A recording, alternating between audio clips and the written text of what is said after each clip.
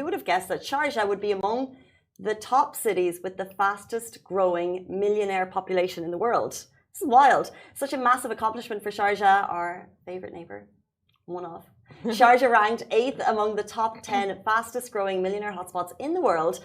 It has had an 84% increase between 2012 and 2022, and that's according to a report by Henley and Partners. So here are the cities with the highest increase in highest worth in high net worth individuals. So Sharjah is home to 3,800 high net worth individuals. Here in the cities that have so we are going to give the list of cities that have high net worth individuals. So we have Hangzhou in China, we have Austin in US, we have Shenzhen in China, we have West Palm Beach in US, we have Scottsdale in US, we have Bangalore in India, we have Guangzhou in China, we have Sharjah in the UAE, we have Ho Chi Minh City in Vietnam, and Hyderabad in India. So this is interesting because what we've reported before is which cities see the most increase in high net worth individuals, and that has been Dubai, a city in China, and then also a city in Australia. So that was the original report.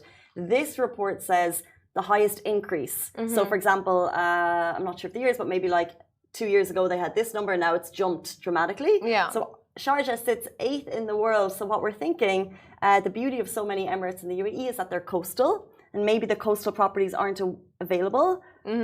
So maybe people are jumping up to Sharjah.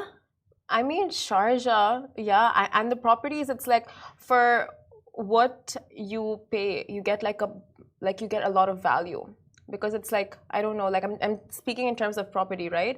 Like in Dubai, you're paying a certain amount and you get like, because it's like so dense, the population here, and everyone is looking and fighting for the same thing. And when you go to Sharjah, you're paying this amount and then you're getting something like way more than what you're paying for.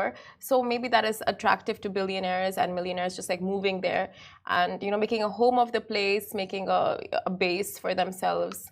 And maybe it's also playing the long game, understanding that putting kind of, as we always say, a bet on the UAE as a whole, as a country, that it's going to continue to prosper. And we're so lucky and blessed to be here. So maybe it's like thinking, okay, Dubai is a little bit pricey right now in terms of properties. So where can I get a bang for my buck, as you said? Yeah. Look at the other Emirates. Sharjah is not too far.